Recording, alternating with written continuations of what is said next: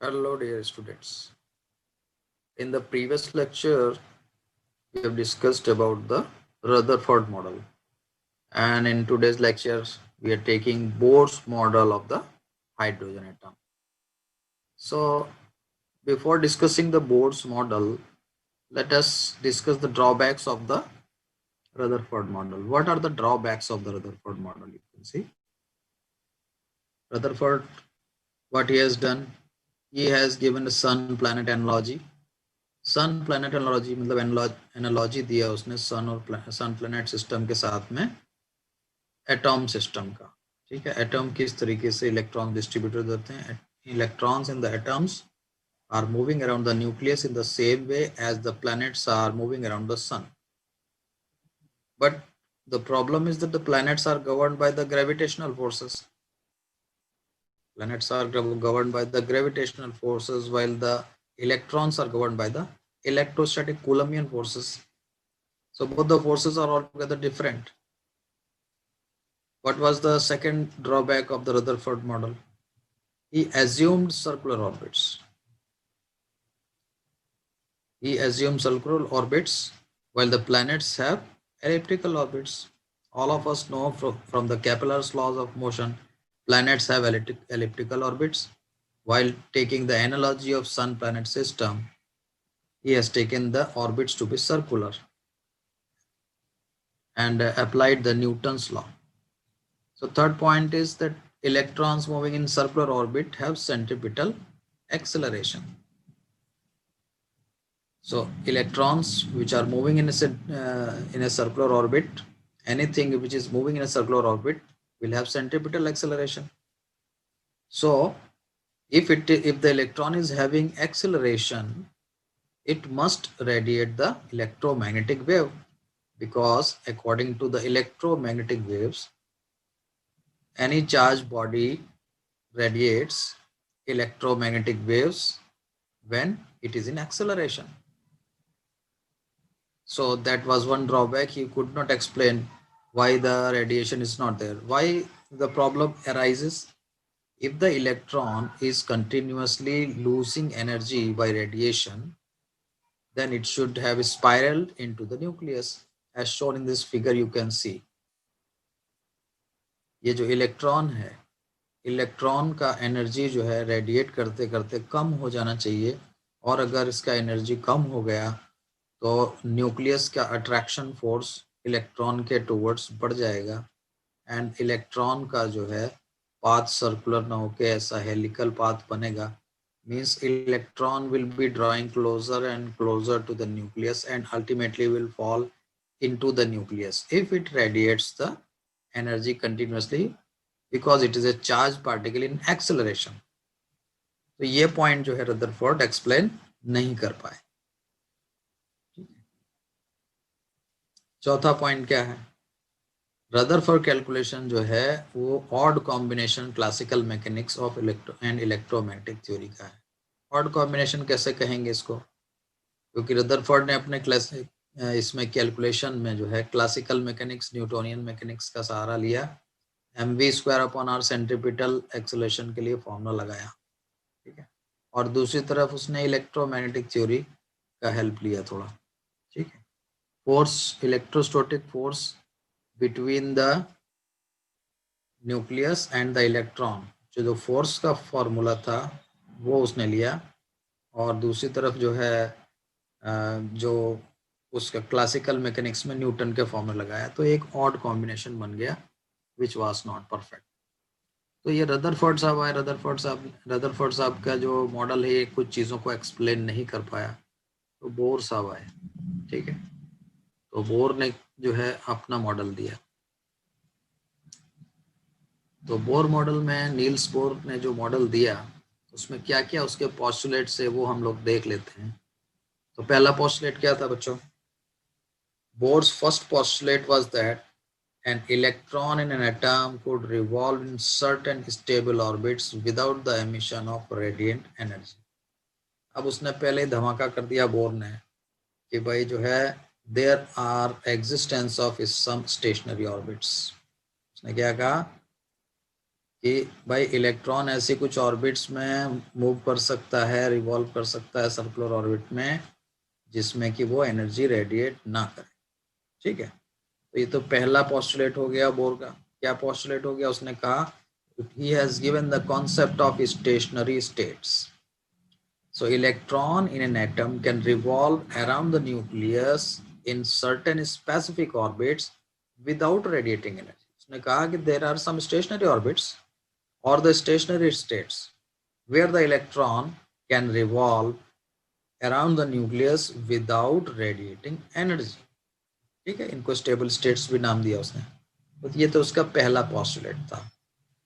अब दूसरे पोस्टुलेट में उसने डिफाइन किया कि भैया ये कौन सी जगह होंगी कहाँ पे इलेक्ट्रॉन जो है मूव कर सकता है सर्कुलर ऑर्बिट, कौन कौन से रेडियस में कर सकता है।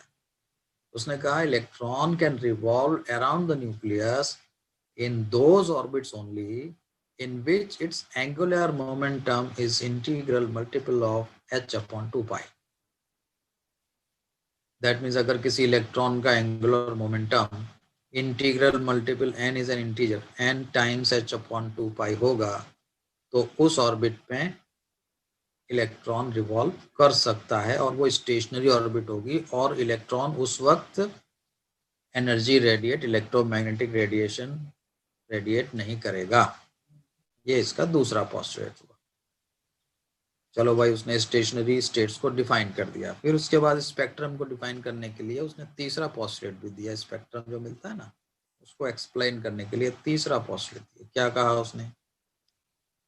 बोर ने कहा कि electron can make a transition from stationary states having higher energy EI to another stationary state having lower energy EF, and in doing so it gives out photon of energy EI minus EF whose frequency is given by h nu is equal to EI minus EF। कहने का मतलब है कि electron एक higher energy state से lower energy state में जा सकता है, जंप कर सकता है।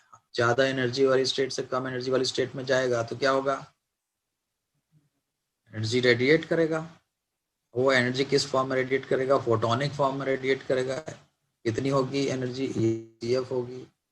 ठीक है, EI is the higher energy state, energy of the higher energy state, EF is the energy of the lower energy state. तो ये जो डिफरेंस के बराबर की एनर्जी जो है h न्यू फोटोनिक फॉर्म में जो है वो देगा इलेक्ट्रॉन।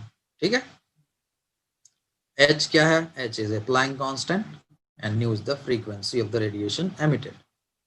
और इसका उल्टा भी हो सकता है। क्या हो सकता है? इलेक्ट्रॉन लोअर एनर्जी ऑर्बिट से हायर एनर्जी ऑर्बिट में जंप करे।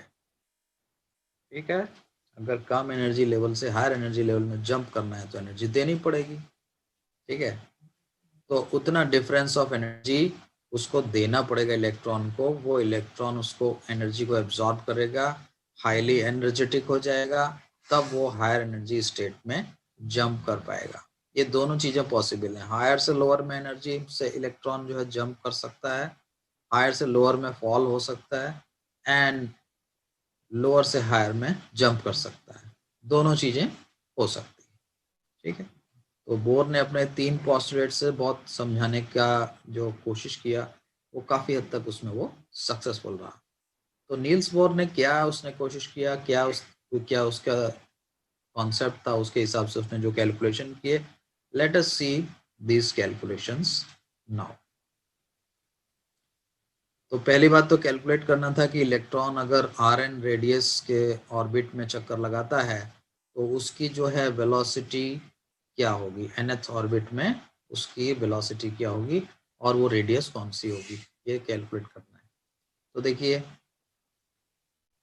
बोर ने क्या किया, एक क्लासिकल मैकेनिक्स का फॉर्मूला लिया और एक क्वांटम कंडीशन ली। क्वांटम कंडीशन उसने खुद ही बताई थी कि electron can revolve in the orbits in which the angular momentum mvr is equal to nh upon 2 pi. This is the quantum condition he has taken, and here he has applied the classical mechanics formula of the Newton का classical mechanics किस तरीके से लगाया? Anything revolving in a circular orbits needs centripetal force to do so. और centripetal force will be provided by the electrostatic attraction between the nucleus and the electron, K Q1 Q2 upon R square. ये classical mechanics का formula concept उसने लगाया. So mv square upon r, the centripetal force is being provided by the electrostatic force of attraction between the electron and the nucleus. This is for the hydrogen atom. So nucleus का charge E हो गया और electron charge E हो गया, तो E square हो गया. यहाँ पे K की वैल्यू है 1/4 pi epsilon 0. R is the radius of the orbit of the electron. ठीक है, ये दो फॉर्मूला हैं, formula number 1 and formula number 2.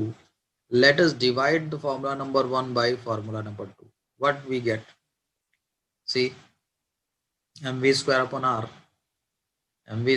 r divided by this mvr is equal to 1/4 pi epsilon 0 e square upon r square divided by nh upon 2 pi. तो यहाँ पे कर दिया गया इसको, तो इससे हमें v की एक वैल्यू मिल गई. v की एक वैल्यू मिल गई. देखिए, कटने के बाद में v की value e square upon 4 pi epsilon 0 n h upon 2 pi को ऐसे का ऐसा ही रखा रहने दिया. ये हमारे पास इक्वेशन नंबर 3 है, इसको हम यूज करेंगे बाद में. ठीक है, इक्वेशन नंबर 1 से r क्या मिलता है? इक्वेशन नंबर 1 जो है ये mv square upon r is equal to 1/4 pi epsilon 0 e square upon r square. ये है इक्वेशन नंबर 1. इसमें r दोनों साइड एक कट जाएगा. ठीक है, तो इससे हमारे पास में r की वैल्यू क्या आएगी? 1/4 pi epsilon 0 e square upon mv square. अब ये v स्क्वायर में यहाँ पे v की जगह ये वाली v की वैल्यू जो है रख देंगे. तो देखिए यहाँ पे इसको ऐसे रखते हैं. If we put the value from equation number 3, so r की वैल्यू कितनी आती है? देखिए 1/4 pi epsilon 0 e square upon m हो गया, और v स्क्वायर की जगह यहाँ पे आ गया e to the power 4 pi square हो गया, और ऊपर हो गया 4 pi epsilon 0 होल स्क्वायर हो गया, n स्क्वायर हो गया, h स्क्वायर हो गया. ये वैल्यू हमने जो है यहाँ पे v स्क्वायर की रखी है. v स्क्वायर की वैल्यू जो है ये v स्क्वायर की जो वैल्यू है, ये v की वैल्यू हमने इक्वेशन नंबर 3 से ले ली है. देखिए e की power 4/4 pi epsilon 0 square n square h square upon 4 pi square है. ये वैल्यू यहाँ पे रखी गई. ठीक है, उसकी वजह से ऐसा एक कट गया है. देखिए कितना आता है, Rn कितना आ गया? Radius of the nth orbit हो गया n स्क्वायर अपॉन m. ये रहा n स्क्वायर, ये हो गया m, h upon 2 pi whole square, ये h है, और यहाँ पे इसको हम लिखेंगे 2 pi whole square, h upon 2 pi whole square हो गया. 4 pi epsilon 0 एक यहाँ पे बचेगा, एक यहाँ से कट जाएगा, डिवाइड बाई ई स्क्वायर आएगा. ये ई स्क्वायर है और नीचे ई पावर 4 है, ई स्क्वायर आएगा. तो रेडियस की जो है फॉर्मूला हमारे पास ये आ गई, n square upon m h upon 2 pi whole square 4 pi epsilon 0 upon e square. It is easy to remember, therefore it is kept in this form. Otherwise देखो पाई नीचे भी है, पाई ऊपर भी है, कट जाना चाहिए था. ठीक है, because it is easier to remember in this form, that's why it is kept in this form. अब size of the innermost orbit जो है n इज इक्वल टू 1 होता है बच्चों. इनर मोस्ट ऑर्बिट का जो साइज है वो क्या होता है? n is equal to 1. के लिए कैसे निकलेगा? n इज इक्वल टू 1 इस फॉर्मूले में रख देंगे तो रेडियस निकल जाएगा, इनर मोस्ट ऑर्बिट का साइज. तो स्मॉलेस्ट रेडियस r1 क्या हो गया? h स्क्वायर, और ये 4 pi epsilon 0 हुआ, ये नीचे हो गया 4 pi स्क्वायर. अब इसको कट कर दो और नीचे एक m आ जाएगा, और ये e स्क्वायर यहाँ पे आ जाएगा. तो कितना है? h square epsilon 0 upon pi m e square. इसको हम कहते हैं बोर्स रेडियस. a0 से रिप्रेजेंट करते हैं. इसको किससे रिप्रेजेंट करते हैं? इसको हम रिप्रेजेंट करते हैं a0, Bohr's radius. Right,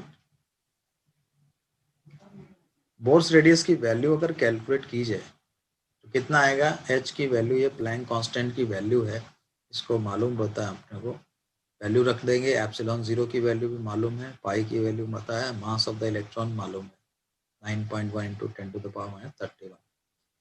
E square electronic charge है 1.6 into 10 to the power -19, and therefore if we calculate the value of A0, it comes out to be 5.29 into 10 to the power -11 meter.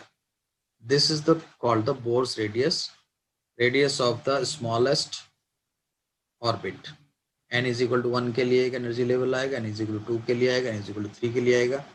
ये n is equal to 1 2 3 वगैरह जो है, ये क्या है? ये है principal quantum number and the orbits are consider to be circular. ठीक है, तो बोर्स रेडियस हो गया। इसके बाद हमारा आता है क्या? Energy.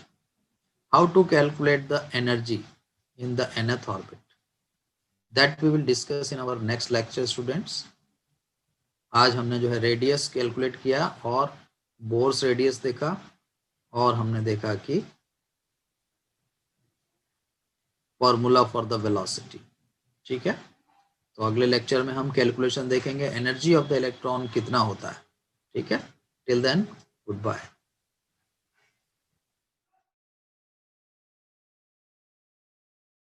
Quick Deal, a marketplace to sell anything.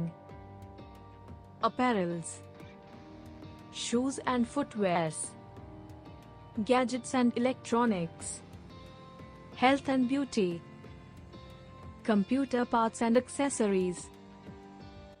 Quick Deal.